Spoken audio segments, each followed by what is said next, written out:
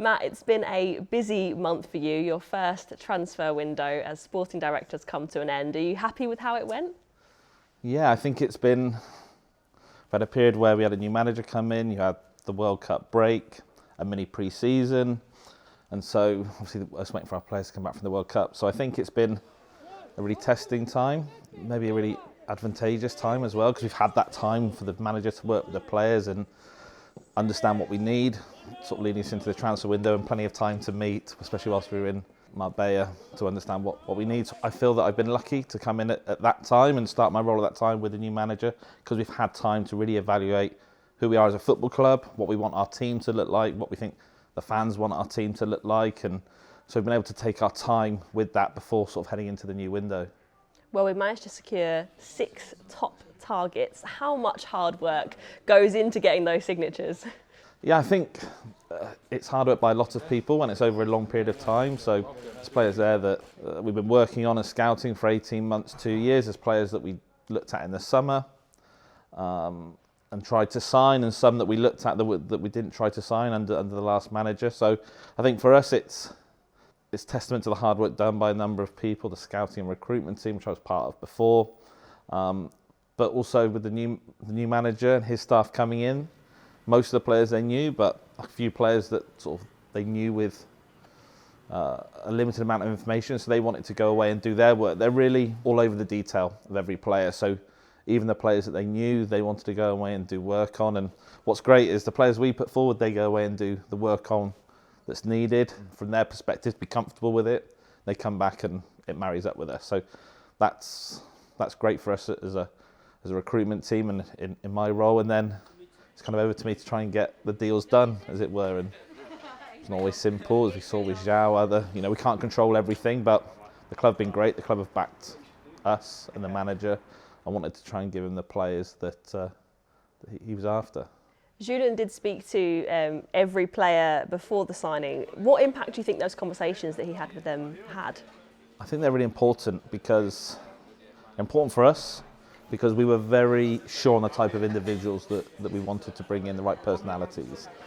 Julen wouldn't sign a player he's not spoken to, because he wants to get a feel. Talks a lot about a feel for a player.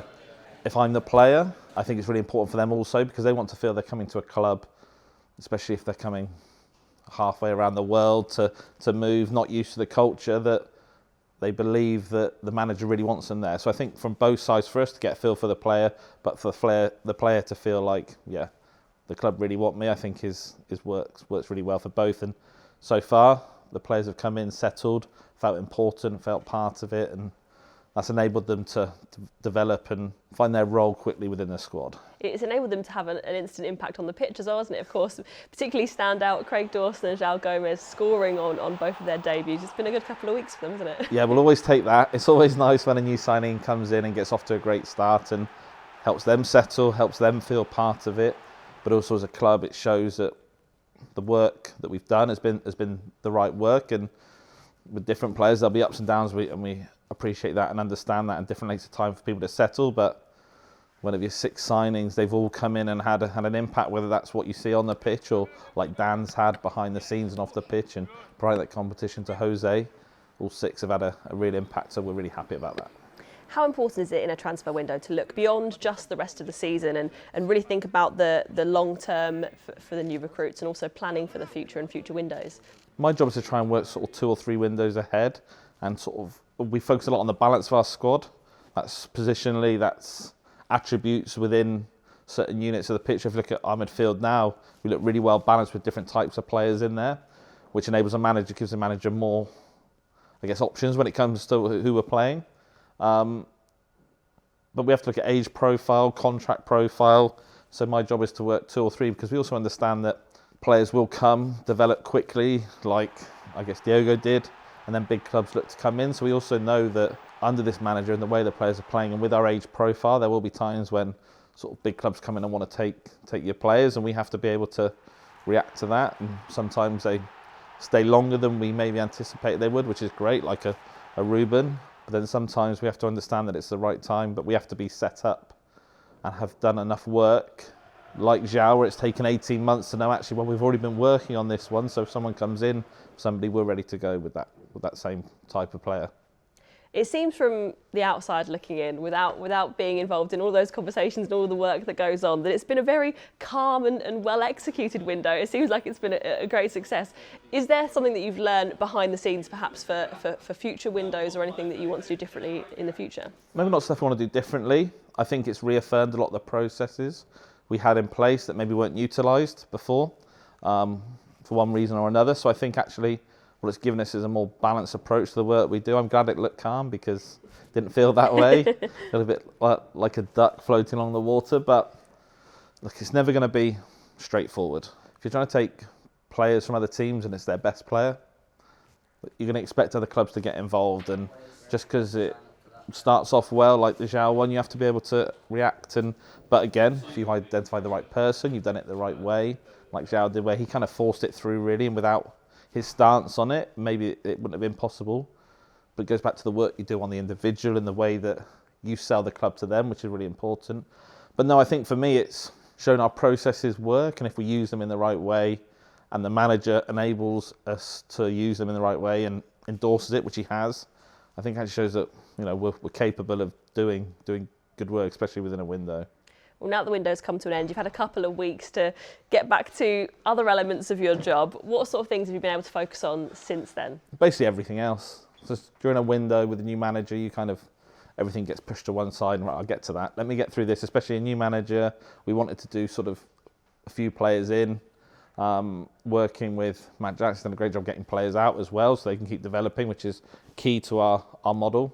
But now it's sort of getting to work with the academy, doing analysis of all the departments to make sure that it marries up to what Julen wants them to do, the women's and girls, to make sure we're supporting that and looking at how we can develop that in the future. So everything apart from transfers now comes into play. You mentioned the academy there. It's been a really good year for the academy, producing players that have gone on to play in the first team. How important is that for the model that we have at Wolves?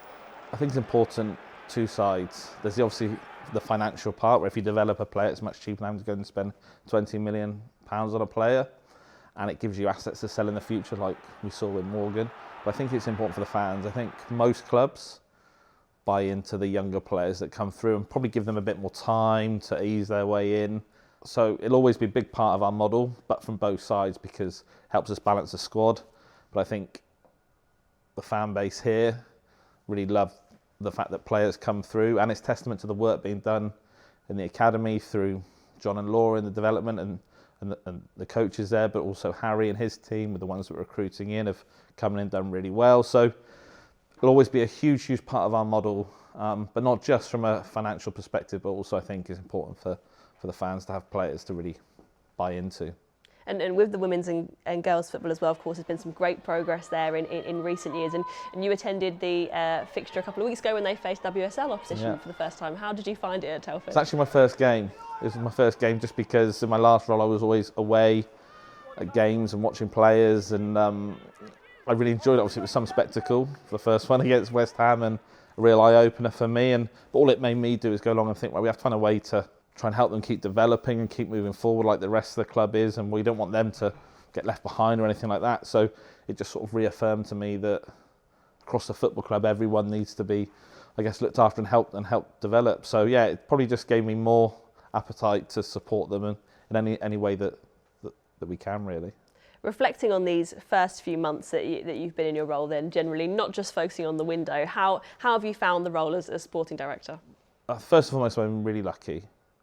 Julen and staff come in has probably really helped me, and us coming in at the same time, and we're looking at it with fresh eyes. And although I've been at the club a while now and sort of seen great times, and then sort of more recently times where I guess we were struggling slightly, but we were never far away. So for me it was just the possibility to realign who we are, maybe get back a little bit to, I mean, you spend time at the training ground, get that feel back in the training ground that we always had, where sort of unity and everyone together. So I've been fortunate in many ways. And then obviously the club backed us in the window. We're able to get deals done, which helps, and those players. So it's been good. I've learnt a lot. It's reaffirmed a lot of the practice we had in place for me that I always thought would work, given the opportunity. So yeah, I feel like we're getting back to where we should be, and that actually the club's in a really good spot. Coming in at the same time as Julen, of course, he's got a very experienced team behind him. Have you been able to see how they've settled in? Have they settled into life at Wolves now? Yeah, I mean, they love the area. Obviously, we spend a huge amount of time, sort of, we're there at 7 in the morning and we don't leave till 8, 9 o'clock at night. And so you grow a real fondness for people. So I think they are good people, good men, that make people want to work hard for them because of the type of people they are. I think it's not coming in through managing through fear or anything like that. It's you see their work ethic, you want to match that. This is across all departments, but the way they've been so collaborative, I feel, across all the departments, whether it's the analysis, the recruitment, the medical, the academy, they care. They really care, and they really care quickly. So I think that makes everyone buy into what they want, and I think naturally you go that extra yard for them because of the people they are. You spoke before about how you wanted to actually bring departments closer, and have you seen that happen then in the past few months? Yeah, it's definitely happened, but I may want it to happen, but unless Julen wants it to happen and encourages it and endorses it every day, it doesn't happen. So as much as I've wanted it to happen, he's made it happen. Absolutely.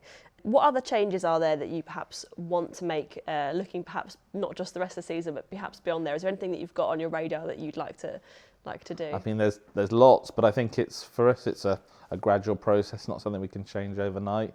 You want to keep developing all departments. I talked about women's and girls. That's important to keep supporting them. The academy, to expand the academy buildings. We've kind of outgrown it really. To make sure that we keep our facility at a level that mirrors our first team. We're trying to be elite, so let's make sure everything around it fits that.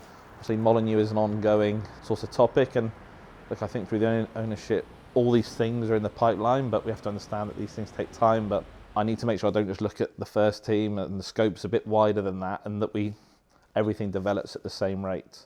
And so yeah, so lots to develop, but you know, we need time to do that for sure. Brilliant. Well, thank you very much, Matt, and No good luck for the rest of the season. Thank you. Thank you.